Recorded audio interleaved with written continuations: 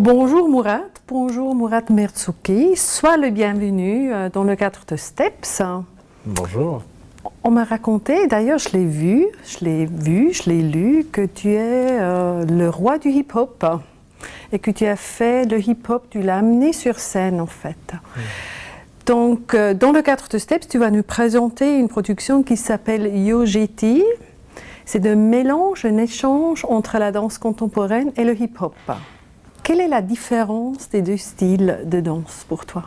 J'ai eu la chance de rencontrer le hip-hop au bon moment. C'est-à-dire qu'il était dans la rue, il restait dans la rue et à ce moment-là, j'ai eu envie de l'emmener ailleurs, sur scène et de toucher un public plus large. Donc je crois que c'est pour ça que j'ai peut-être été remarqué à ce moment-là. Le fait de mélanger le hip-hop avec d'autres formes artistiques et de l'emmener vers un public nouveau.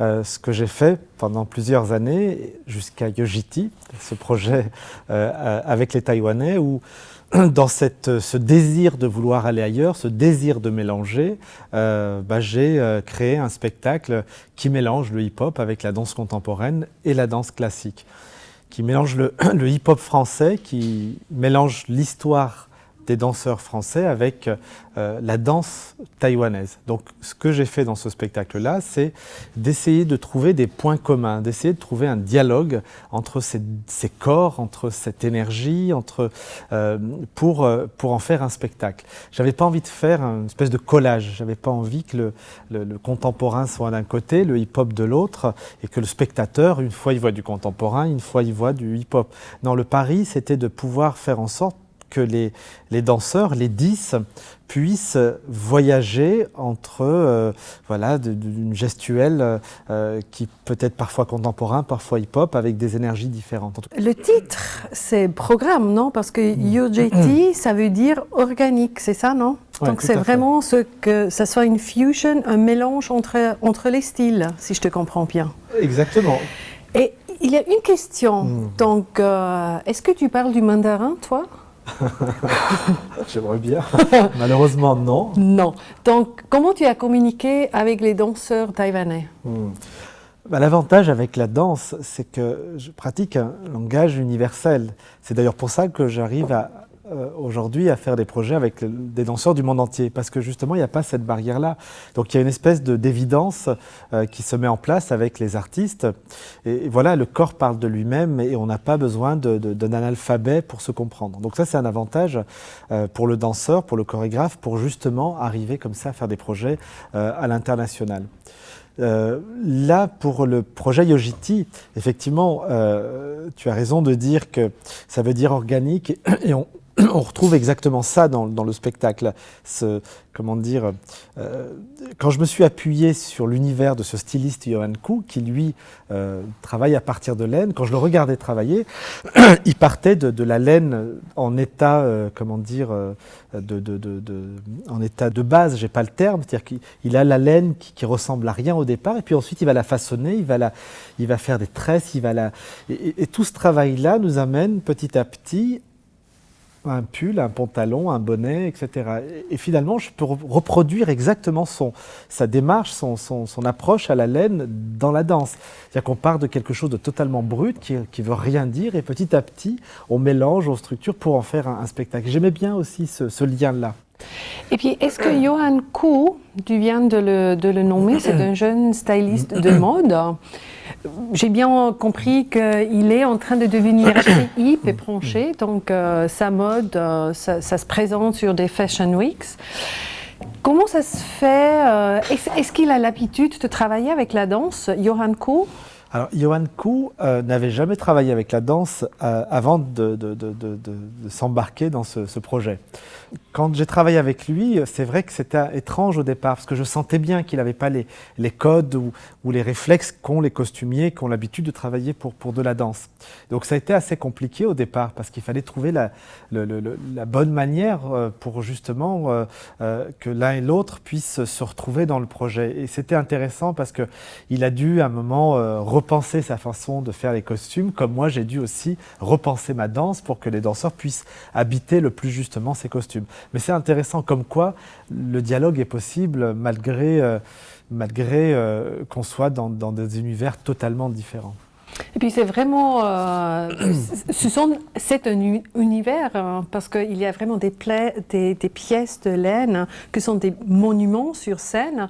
Donc les danseurs dansent autour, là-dedans. C'est très organique, mais c'est fascinant. C'est tout à fait fascinant. Oui, effectivement, peut-être deux mots. Peut-être deux mots là-dessus. Non, ce qui est aussi intéressant pour ceux qui ont connu le hip-hop des années 80 et même 90, on a pour habitude de voir le danseur hip-hop avec la paire de baskets, la casquette, le pantalon très large, le t-shirt XXXL. Donc on a comme ça une référence du danseur hip-hop avec cette tenue-là. Donc vous imaginez quand j'ai travaillé sur le projet de Yojiti, quand je leur ai proposé d'enfiler des espèces de, comme tu dis là, des espèces de monuments de laine sur le corps. C'était intéressant parce que ça les a totalement déstabilisés, mais c'est aussi, je pense, intéressant pour le spectateur parce que du coup, il sort des clichés de ce qu'il a l'habitude de voir. Et ça m'intéresse aussi à cet endroit. Et pour moi, c'est une question très importante. Pour vendre la pièce Yojiti, est-ce que je parle d'une pièce hip-hop? Ou bien est-ce que je parle d'une pièce danse contemporaine? Ou bien si je dois le labeler, disons, alors, comment je le fais? C'est une question intéressante, mais que j'essaie de dépasser. D'ailleurs, j'apprécie particulièrement dans le festival que tu proposes, c'est qu'en réalité, je n'ai pas l'impression, quand je lis le programme, d'être catalogué dans la case hip-hop. Vous m'avez catalogué dans la case danse. Et ça me va très bien. Pour moi, c'est un spectacle dans lequel on s'y retrouve, qu'on aime la danse hip-hop ou la danse contemporaine. En tout cas, j'aime bien avoir ce souci-là dans mes spectacles, parce qu'encore une fois, je ne viens pas du conservatoire. Pour moi, il y a 20 ans, la danse était un autre monde, inaccessible. Et donc, je me bats tous les jours pour que, justement, dans mes spectacles, je puisse ouvrir la danse au plus grand nombre. Ceux qui ne connaissent pas la danse ou ceux qui connaissent la danse, mais qui vont découvrir une gestuelle nouvelle, celle du hip-hop. Et c'est tout ça qui me plaît. Donc, mettre une casquette dans mon travail, généralement, j'aime pas trop. J'aime bien dire que c'est de la danse. Après tout, la définition de la danse, c'est un corps en mouvement. Génial. Moi, j'adore ça. Est-ce que tu étais invité pour aller produire à Taïwan, ou bien c'était ton vœu, ou bien c'est une invitation, c'est une commande, ou comment ça se passait, cette collaboration entre toi et Taïwan, en fait? Alors, on a d'abord été invité pour présenter un de mes spectacles que j'avais créé à l'époque, qui s'appelle Récital. Donc on a présenté ce spectacle-là en extérieur d'ailleurs, devant, je ne sais plus, il y avait 3000 personnes, mais c'était super. Le spectacle Récital, qui est un spectacle que j'avais créé en 98. Suite au succès qu'il y avait eu avec le public taïwanais, donc la directrice, Madame Chen, qui s'occupait de la programmation du Shanghai Cheik, m'a demandé si je souhaitais, si je voulais faire un projet, une création avec des artistes taïwanais. Ce que j'ai accepté tout de suite. Voilà comment les choses se sont passées. Donc ensuite, j'ai été à plusieurs reprises, j'ai fait des auditions, j'ai rencontré des danseurs, des artistes, et c'est comme ça que j'ai travaillé. Mais en tout cas, j'ai tout de suite accepté cette commande de Madame Chen. Et la façon de travailler, ou bien ta façon de travailler, c'est comment? Est-ce que tu vas avec une vision très claire dans le studio, et puis tu commences, ou bien est-ce que tu te laisses inspirer à travers des danseurs, ou bien comment est-ce que tu travailles? En général, je reste vraiment très ouvert. J'arrive pas avec des idées arrêtées, parce que sinon, je pense que l'enjeu, il serait moins intéressant, dans le sens où je ne voulais absolument pas faire une carte postale. Le spectacle, c'est pas parce que je suis à Taïwan qu'il faut absolument qu'on retrouve dans le spectacle des costumes folkloriques ou des musiques traditionnelles taïwanais.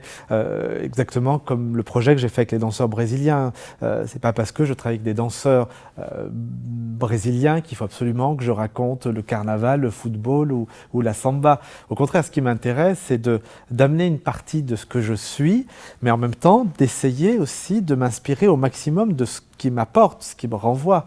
Et à partir de là, je me laisse complètement aller vers un dialogue qu'on crée, qu'on invente pendant les répétitions. Et toi, qu'est-ce que tu as appris de ton travail à Taïwan, toi personnellement, comme artiste, comme être humain?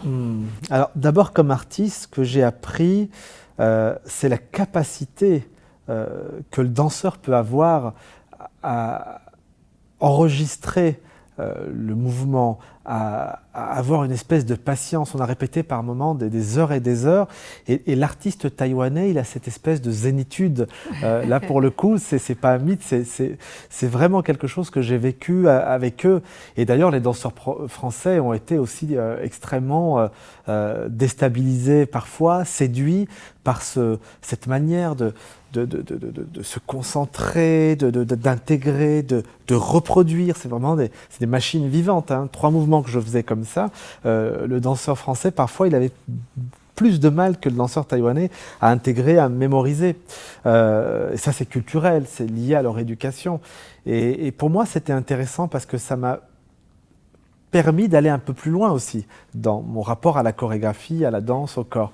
Et donc je retiens ça. Donc je me dis que le corps, finalement, il a des possibles que je ne connaissais pas. On peut aller encore un peu plus loin, on peut pousser le travail avec le corps des danseurs parce qu'ils ont démontré que c'était possible. Donc pour moi, ça c'était la vraie bonne surprise.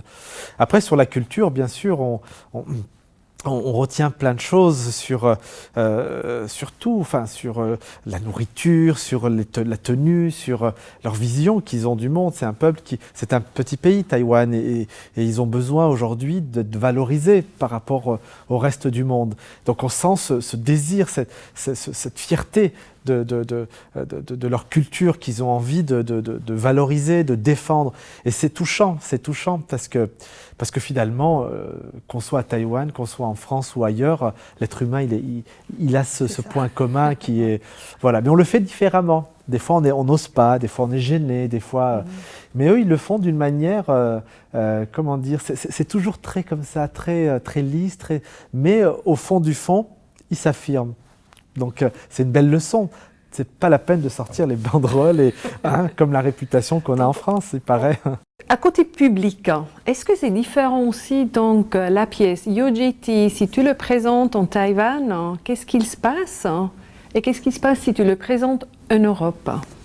Quand on a présenté Yo-Jiti à Taïwan, ça rejoint ce que je disais un petit peu tout à l'heure. C'est-à-dire que le public, on a senti d'une certaine manière une fierté d'avoir justement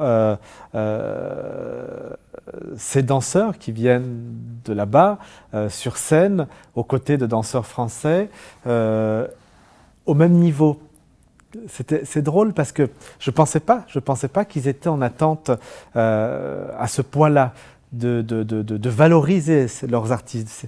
Et ça, je l'ai ressenti de manière évidente là-bas à Taïwan. C'est-à-dire que Yo-Jiti a été plébiscité pour ça d'abord. Pour plus la question de...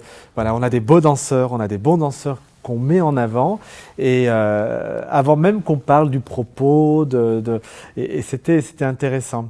Alors qu'en Europe, en France par exemple, ce qui s'est passé avec Yo-Jiti, c'est que la critique ou le public de manière générale ont parlé d'une ouverture nouvelle encore pour le hip-hop. C'est-à-dire que le hip-hop peut encore grandir, peut encore évoluer. Parce que vous savez, il y a 30 ans, on disait encore du hip-hop que ça n'allait pas durer, que c'était un effet de mode, que c'était éphémère.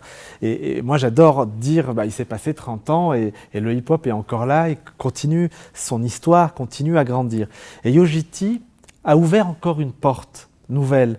Donc le public très concret en Taïwan, c'est plutôt calme, ou bien ça se lève, standing ovation, c'est un thème ou pas du tout, ou bien qu'est-ce qui se passe très concrètement dans la salle? Alors la salle a énormément réagi à la surprise de tout le monde, c'est-à-dire qu'à la fin les gens se sont levés et on me disait qu'habituellement le public taïwanais, tout à l'heure je parlais de zénitude, c'était un peu ça, c'est-à-dire que d'habitude le spectateur est très silencieux, il n'y a pas de réaction, et là il y a eu une réaction qui était extrêmement touchante dans leur spontanéité, ils ont applaudi, et ça c'est effectivement quelque chose visiblement qui est rare pour le public taïwanais. Est-ce qu'on pourrait dire que les réactions du public ce sont plus ou moins les mêmes en Europe ou bien en Taïwan? Parce qu'ils réagissent sur quelque chose qui se passe concrètement sur scène et qui leur touche. Alors, de manière générale, les réactions sont identiques. C'est-à-dire que la plupart de mes spectacles sont quand même beaucoup axés sur le divertissement. C'est-à-dire qu'il y a, malgré tout, moi je ne suis pas dans le propos, dans le cérébral. Je ne raconte pas des choses liées à la société où je revendique je ne sais quoi. Je ne saurais pas faire, je pense. Par contre, j'essaye dans mes spectacles de donner des images, de faire paraître des émotions, de rester aussi d'une certaine manière avec la générosité du hip-hop. Et donc, que ce soit à Taïwan ou en Europe, de manière générale, il y a comme ça une réaction du public qui est une réaction plutôt de plaisir. Le public ne repart pas en se posant 50 questions sur qu'est-ce qu'il a voulu lui dire, comment, pourquoi. Donc ça, c'est un peu général. Après, évidemment, il y a des moments, peut-être pas trop dans Yo-Jiti, mais dans des spectacles où il y a un peu d'humour. Alors c'est drôle parce que suivant les pays, on va rire à des endroits totalement différents. Il y a des réactions qui parfois, je ne comprends pas pourquoi ils rigolent à cet endroit et pas à un autre. Voilà. Donc ça reste quand même infime. Mais de manière générale, la réaction des publics à travers le monde sont, je touche du bois, sont unanimes parce que mes spectacles renvoient cette générosité, je pense. Génial, un très très grand merci. Nous on se réjouit beaucoup à voir Yo-Jiti en tournée en Suisse. Merci Mourad. Merci, je suis ravi en tout cas de faire partie de ce beau programme et aux côtés de ces grands artistes. Donc c'est un bonheur d'être parmi vous. Merci de votre accueil et de votre confiance.